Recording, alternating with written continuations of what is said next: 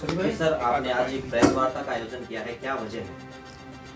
इसकी वजह यह है कि हमारे प्राइवेट स्कूल काफ़ी सफ़र कर रहे थे, क्योंकि सरकार की 3 प्रकार की व्यवस्था है, गवर्नमेंट स्कूल और प्राइवेट स्कूल और उसमें बजट स्कूल भी आते हैं। बजट स्कूलों को बहुत बड़ी प्रॉब्लम ये हो रही थी कि छोटे स्कूल हैं और पेरेंट्स ज़्यादातर छोटी फैमिली के हैं, मीडियम फैमिली के हैं, जो कि ओटीपी देना पसंद नहीं करते हैं क्योंकि उनके पास ओटीपी जाती नहीं है। और दूसरी समस्या ये थी कि जो पहचान परिवार पत्र जो लागू किया गया, ये बिल्कुल गलत तरीके से लागू किया, क्योंकि शिक्षा के अधिकार का ये हनन बनता है। क्योंकि बहुत से हमारे फरीदाबाद में औद्योगिक नगरी होने के कारण बाहर से पेरेंट्स या कुछ लोग आते हैं अपनी जीविका के लिए, और वो अपने बच्चों को एडमिशन कराने के लिए फ़ाइट करते हैं। वो उनका एडमिशन होता नहीं क्योंकि पीपी अनिवार्य कर दिया गया है हरियाणा में। ये गलत है, जिसका हमने केस डाला गया और केस में हमने फ़ाइट किया है। और इसका पूरी जानकारी हमारे एसोसिएशन के वरिष्ठ लीगल डॉक्टर एडवाइज़र डॉक्टर तरुण अरोड़ा जी, जो आपको पूरा मार्गदर्शन देंगे, बताएंगे। अभी आपने बताया कि भी जो माइग्रेंट्स हैं, जितने भी व्यापारी लोग इधर उधर आते हैं, हरियाणा में अब ये पीपीपी कंपलसरी कर दिया है, तो ऐसे में उनके लिए जो है ऑप्शन दिया हुआ है सरकार ने कि व्यापारी वर्ग में जाकर रजिस्टर करा के अपनी फैमिली आईडी क्रिएट करके एडमिशन ले सकते हैं। तो इसमें क्या समस्या? जल्दी से समझिए, प्रॉब्लम सॉल्व नहीं हो रही है। ये समस्या, हाँ, समस्या ये है, सॉल्व नहीं हो रही। दूसरी बात, फैमिली नहीं आई है। समस्या ये नहीं है, मैं आपको इसमें थोड़ा सा ब्रीफ कर देता हूँ। समस्या है कि हमारी जो हरियाणा सरकार है जी, हरियाणा सरकार समय समय पर कुछ ऐसी नीतियां लागू कर रही है जो कि हमारे भारत के संविधान के भी खिलाफ है। अगर हम बात करें एजुकेशन डिपार्टमेंट की, एजुकेशन भारत ने जब संविधान भारत का बना था तो भारत के संविधान में अनुच्छेद 21A दिया गया था, जिसके हिसाब से 6 वर्ष से लेकर के 14 वर्ष तक के प्रत्येक व्यक्ति को जन्मसिद्ध शिक्षा का अधिकार है। और चाहे वो फाइनेंशियली स्ट्रांग है या बिल्कुल ये गरीब परिवार से हो, लेकिन उसको शिक्षा का अधिकार प्रदान दिया गया है। और साथ ही में संविधान ने क्लियर किया है कि कोई भी गवर्नमेंट, चाहे वो स्टेट गवर्नमेंट हो या सेंट्रल गवर्नमेंट हो, ऐसा कोई लॉ नहीं बना सकती जिससे उसके अधिकार का हनन हो। कुछ समय पहले हमारी सेंट्रल गवर्नमेंट ने आधार लागू किया था और एक एक्ट बनाया था, आधार एक्ट। उसमें सेक्शन 57 अलाउ कर दिया, यानी आप कोई नई सिम परचेज करना चाहते हैं तो आधार मैंडेटरी है, बैंक अकाउंट ओपन करना चाहते हैं तो आधार मैंडेटरी है, किसी बच्चे का एडमिशन करवाना चाहते हैं तो आधार मैंडेटरी है। जिसको लेकर के एक PIL पहले भी ऑनरेबल सुप्रीम कोर्ट में दायर की गई थी। सुप्रीम कोर्ट ने अपने इस मामले में स्पष्ट किया था कि भारत के संविधान का उल्लंघन किसी भी गवर्नमेंट के लिए ठीक नहीं है। और आधार एक्ट का अनुच्छेद 57 जो था, सेक्शन 57, उसको खत्म करके एक रूलिंग पास की थी, Aadhaar is not mandatory to admission the students of schools. उसी के तहत अब हरियाणा सरकार ने एक नया लॉ बना दिया फैमिली आईडी का, PPP, परिवार पहचान पत्र होना अनिवार्य है, तभी किसी बच्चे का एडमिशन होगा। अभी आपने पूछा था कि इसमें दिक्कत क्या है, वो आएगा व्यापारी एसोसिएशन में अपना रजिस्ट्रेशन करा लेगा। मैं आपको यहाँ एक स्पष्ट कर दूं कि कोई ज़रूरी नहीं है जो दूसरे स्टेट से आया हुआ वो व्यापारी ही हो। एक मजदूर क्लास व्यक्ति भी जो रिक्शा चलाता है, जो रेडी चलाता है, सभी के लिए ऑप्शन है। ये तो क्या ऑप्शन है? यही है कि भी अपना जिस वजह से आप यहाँ आए हैं वो वजह डालें और अपना रजिस्टर कराएं, फैमिली आईडी क्रिएट कराएं और एडमिशन। कितना समय लगता है एक फैमिली आईडी क्रिएट करवाने के लिए? 10 से 15 मिनट। 10 से 15 मिनट के लिए। क्या टाइमिंग होगी उन सेंटर्स की? कभी भी देख लो, जो भी। कितना रश होगा इस समय सेंटर्स पे? अगर हम फरीदाबाद में बात करें तो पर सेंटर पे पर डे का जो रश है वो 1000 से 2000 लोगों का है। एक व्यक्ति जो रिक्शा चलाता है, जो सब्जी बेचता है, वो वहाँ पर उस सारे काम को छोड़ करके वहाँ फैमिली आईडी बनाने के लिए जाता है। 5 दिन तक लगातार वहाँ के चक्कर लगाता है, लेकिन भीड़ की वजह से नंबर नहीं आता। नंबर आने के बाद भी उसको किसी वजह से हटा दिया जाता है। ये 5 से 7 दिन वो बेरोजगार रहता है, इसमें उसके घर का गुजारा कैसे हो? फिर उसके माइंड में एक मेंटलिटी बनती है कि क्या बच्चों ने पढ़ के भी क्या करना है, इससे बेटर ये है कि हम भी रेड़ा चला रहे हैं और ये भी रेड़ा चलाएगा, जो गलत पॉलिसी है। और फिर संविधान का उल्लंघन है अनुच्छेद 21A का, जिसे पहले भी सुप्रीम कोर्ट क्लियर कर चुका है कि ऐसी कोई भी डॉक्यूमेंट्री मेंटेन नहीं किया जा सकता जिसमें बच्चे के एडमिशन को लेकर कोई इश्यूज क्रिएट हो। अभी जो है एक और इशू डिस्कस किया गया था, जिसमें बताया गया था OTP को लेकर, वो क्या है? यदि किसी इसमें ना दोहरी नीति है सरकार की। प्राइवेट स्कूल्स अगर किसी की फैमिली आईडी है और उसका एडमिशन कर रहे हैं तो उसका OTP उसकी फैमिली के पास जाएगा। वो मैंडेटरी है लेना, तभी उसका एडमिशन फाइल हो पाएगा। जिसमें कई बार जो मिडिल क्लास के फैमिली पर्सन्स हैं या जो लोअर क्लास के फैमिली पर्सन्स हैं वो OTP नहीं शेयर करते, बिकॉज उनको डाउट रहता है कि उनके अकाउंट से कोई फ्रॉड ना हो जाए स्कूल के नाम पर, जिस वजह से वो अपना OTP शेयर नहीं करते। वही अगर हम बात करें सरकारी स्कूलों की, तो वहाँ पे जो फैमिली ID का जो ऑप्शन है उसमें OTP के लिए मोबाइल नंबर खुद टीचर डाल सकते हैं, उसी नंबर पे वो OTP आता है। तो सरकारी स्कूल और प्राइवेट स्कूल के लिए दोहरी नीति का जो काम सरकार कर रही है वो बिल्कुल ही गलत है। इससे पहले लॉकडाउन में देखा गया था कि सरकारी स्कूलों में बिना TC के एडमिशन की भी बात आई थी सामने। इस पर क्या कहेंगे? देखिए, फिर बात वही आती है, संविधान का अनुच्छेद 21 से स्पष्ट कर देता है कि किसी भी बच्चे को किसी भी दस्तावेज के उस वजह से एडमिशन नहीं रोका जा सकता। जो TC है उसका मेन काम ये है कि वो क्लियर कर सकें कि बच्चा कौन सी क्लास पास आउट है, सिर्फ इतना काम है उसका। प्रधान साहब, बहुत समस्याएं आ रही हैं बच्चों के एडमिशन के लिए, बार बार लोगों को OTP के लिए परेशान भी किया जा रहा है, नहीं आ रहा है कईयों के OTP, क्या कहना चाहेंगे आप? सर देखिए, इसमें जैसे कि अरोड़ा साहब ने क्लियर कर दिया है कि दोहरी नीति सरकार की तरफ से की जा रही है। हम सरकार की किसी नीति के खिलाफ नहीं है, लेकिन इसमें ये सुविधा होनी चाहिए कि जिस तरह से पहले MIS पोर्टल पे आधार के थ्रू अगर मान लीजिए उसका रजिस्ट्रेशन है या बिना आधार के भी जो रजिस्ट्रेशन है वो चल रहा है, हो रहा है उसमें एडमिशन।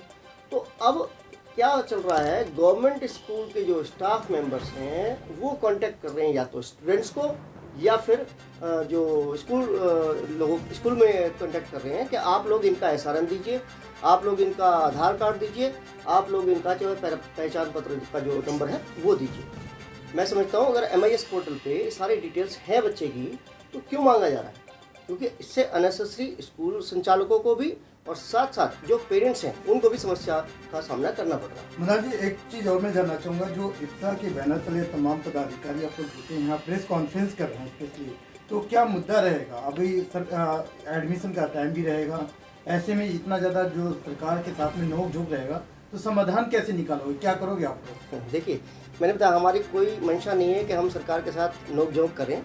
हमारा मेन जो उद्देश्य है, IPSA की जो हमारी एसोसिएशन है, इंडियन प्राइवेट स्कूल एसोसिएशन, उसका हमारा ध्येय ये है कि किसी भी स्कूल संचालक को, प्राइवेट स्कूल संचालक को खासतौर पे इस प्रकार की कोई समस्या ना आए। सरकारी अध्यापकों द्वारा जो ये बार बार स्कूलों में आकर के विजिट कर रहे हैं और साथ साथ वो मांग रहे हैं OTP मांग रहे हैं, और इस प्रकार का जो है कार्यक्रम बंद होना चाहिए। जिस प्रकार से व्यवस्था चल रही थी MIS पोर्टल पर सब कुछ है, मैंने बताया आप लोगों को। तो आप लोगों ने लीगल एड के माध्यम से जो अब सरकार के पास जा रहे हैं या फिर आप कोर्ट तक जा रहे हैं इस मामले को लेकर, तो क्या लगता है आपके इस फेवर में कितना आपके हक में आएगा फैसला? जी, लीगल के लिए तो वकील साहब बताएंगे। जी बताएं। CPC 91 public interest litigation already court में फाइल की जा चुकी है, जिसको लेकर के कोर्ट ने कल की डेट फाइल करी हुई है, और कल की तारीख में सभी डिफेंडेंट्स को, जिसमें हमने 4 लोगों को डिफेंडेंट बनाया है। सबसे पहले हमने हरियाणा सरकार को, उसके बाद हमने जिला उपायुक्त साहब को, सेकेंडरी एजुकेशन के डायरेक्टर साहब पंचकुला और जिला शिक्षा अधिकारी, जो समय समय पर ऐसे पत्र जारी करते रहते हैं कि जिस प्रकार से न केवल छात्रों के अधिकारों का हनन हो बल्कि स्कूलों को भी परेशानी हो। इसको लेकर के मामला माननीय न्यायालय में पेंडिंग है। कल की डेट को लेकर के कोर्ट ने सभी के लिए नोटिस इशू करा हुआ है। कल सभी पेश होंगे और ये जवाब देंगे कि किस प्रकार भारत के संविधान का उल्लंघन करते हुए इस प्रकार के पत्रों को जारी किया जा रहा है। तरुण जी, मेरा सवाल ये है आपसे, आप कानून के जानकार हैं, आपको क्या लगता है जब सरकार कोई भी फैसला लेती है, एम ही ले लेती है, वो उनके पास भी तो कानून का हिसाब किताब होगा। वो भी कोई भी अगर बच्चों के हित के या अनित के जब भी कोई फैसले लेगा तो वो भी ये देखेंगे कि ये कानून के या संविधान के दायरे में आता है या नहीं आता है। आपको कैसे लगा कि ये कानून के दायरे में नहीं आता? कैसे लगा का जवाब सीधा सा है। मैंने पहले भी स्पष्ट किया था कि आधार कार्ड को लेकर के ही पहले सरकार ने नियम बना दिए थे, जिसको सुप्रीम कोर्ट ने फिर से ठीक किया और अपनी फिर से रिपीट साइटेशन दी कि संविधान का पालन नहीं किया गया। मैं फिर से मेंशन कर रहा हूँ, अपना हमने कल भी एक लेटर जारी किया है जिसके अंदर अपने सारे सेक्शंस लिखे हैं। मैं फिर एक बार आपको बता देता हूँ, जो भारत का संविधान सेक्शन 21A है उसकी पालना कहीं भी नहीं की गई। ये स्पष्ट है क्योंकि आप उस एक्ट को रीड अप कर सकते हैं। उस एक्ट में साफ साफ तौर पर मेंशन है कि 21A के अंतर्गत 6 से 14 साल तक के जो छात्र हैं उनकी शिक्षा अनिवार्य है और सरकार इस नियम को बनाए। इसके खिलाफ ऐसा कोई कानून नहीं बनाया जा सकता क्योंकि हर व्यक्ति का जन्मसिद्ध कुछ अधिकार हमारे संविधान ने प्रदान किए हैं और ये उनका उल्लंघन है। और अगर बात करें कि सरकार के जो लीगल एडवाइज़र हैं या सरकार के जो एडवाइज़र्स हैं, देखिए सभी गवर्नमेंट्स के एडवाइज़र होते हैं, लेकिन कई बार अगर हम कहें कि बहुत सारे नियमों को ताक पे रख करके फैसले लिए जाते हैं तो वो गलत नहीं है। अगर आप लोगों को लगता है कि ये सरकार का फैसला गलत है या इस तरीके की दोहरी नीति अपनाई जा रही है इसमें आप लोग किस तरीके से इस समस्या का समाधान पाएंगे, क्या करेंगे? देखिए, जनहित याचिका ऑलरेडी फाइल की जा चुकी है। अगर इस याचिका के अंदर 1% भी कोर्ट को ऐसा लगता कि ऐसा नहीं है तो हमारी याचिका तुरंत ही डिसमिस की जा चुकी होती, ना कि नोटिस टू डिफेंडेंट इशू होते। कोर्ट को भी क्लियर हो चुका। दूसरी बात, कोर्ट ने हमेशा ही स्टूडेंट और स्कूल्स के फेवर में साइटेशंस दी हैं। कोई भी ऐसी दोहरी नीति, जब हमारा संविधान बनाया गया था, जो संविधान निर्माता हैं, जो उनकी कमेटी थी, उन्हें भी स्पष्ट था कि आगे सरकार ऐसी कोई ना कोई नीति जरूर बना सकती है। तभी उन्होंने एक स्पेशली मेंटेन कर दिया उसके अंदर कि 6 से 14 साल तक के बच्चों की शिक्षा को किसी भी प्रकार नहीं रोका जा सकता। तो जो हमारे संविधान निर्माता पहले ही लिख चुके हैं, उन्हें कहीं ना कहीं पहले ही आशंका थी कि आने वाली सरकारें अपने फायदे के लिए कुछ काम करेंगी। देखिए, मेरा एक अंतिम प्रश्न है। देखिए, आप सभी लोग जो है एक एसोसिएशन चला रहे हैं प्राइवेट स्कूलों की, तो ऐसे में सरकार ने 134 से, जहां उसे नाम बदलकर अब चिरायु या चिराग जो भी नाम दे दिया है, ऐसे में उसके फॉर्म भी निकले हुए हैं और पिछली बार भी देखने को मिला था कि प्राइवेट स्कूलों ने एडमिशन नहीं दिए थे। वो क्या मामला है, थोड़ा उस पर भी प्रकाश डालिए।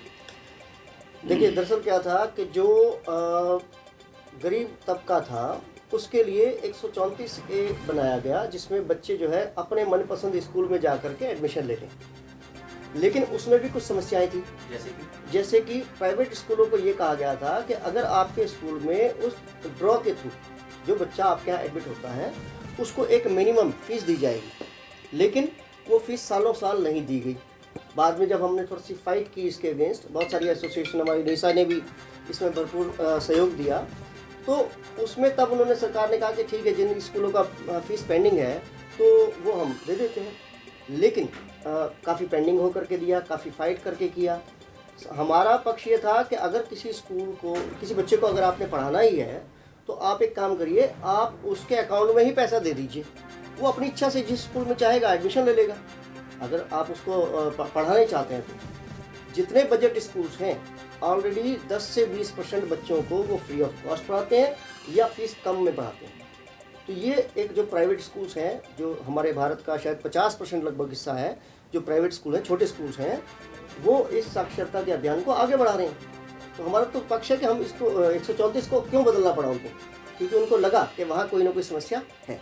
अभी सरकार ने करंटली जो किया है कि जहाँ बीपीएल परिवार हैं वहाँ एक रेट फिक्स कर दिए हैं कि 5वीं कक्षा, 6ठी कक्षा या 12वीं तक उन्हें एक निर्धारित वेतन दिया जाएगा पढ़ाने के लिए कि 500 रुपये, 600 रुपये। तो क्या आपको लगता है कि ऐसे में प्राइवेट स्कूलों में उन 500-600 रुपये में वो जो बीपीएल फैमिली है वो अपने बच्चों को पढ़ा सकेगी?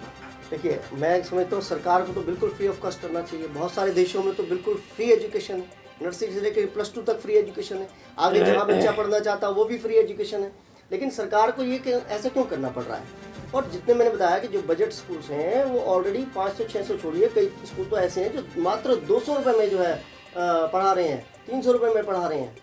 ये देखिए, सरकार की नीति अब जो कर रही है कि अब प्राइवेट स्कूलों में पढ़ाने के लिए सरकार उन्हें पैसा दे रही है और जबकि सरकारी स्कूलों में पढ़ाने का चार्ज जो है पेरेंट से वसूला जा रहा है। तो इस नीति पर क्या कहोगे कि वो प्राइवेट स्कूलों को बढ़ावा दे रही है या फिर सरकारी स्कूलों को खत्म कर रही है? क्या है ये, एक बार इस पर प्रकाश डालिए। देखिए, सरकार ने हमारे खासतौर पर हरियाणा में जो हमारे हरियाणा बोर्ड के स्कूल थे, मान्यता प्राप्त सरकारी स्कूल, उनको CBSE में कन्वर्ट कर दिया। आई डोंट थिंक सो कि अगर हम एक अच्छी एजुकेशन दे रहे हैं तो चाहे वो CBSE हो, चाहे वो हरियाणा बोर्ड हो, चाहे वो कोई सा भी स्टेट बोर्ड हो, सभी अपने अपने अच्छी एजुकेशन दे रहे हैं। तो अगर अच्छी एजुकेशन दे रहे हैं तो ऐसी क्या जरूरत पड़ गई कि मॉडल संस्कृति की स्थापना करनी पड़ी और वहाँ पे चार्ज कर रहे हैं। और CBSE पे मतलब ज़्यादा भरोसा है, CBSE पे ज़्यादा, हरियाणा बोर्ड को अपने पे ना भरोसा लेने की वजह CBSE पे ज़्यादा भरोसा है कि भाई उन्होंने उनकी एफिलिएशन लेनी।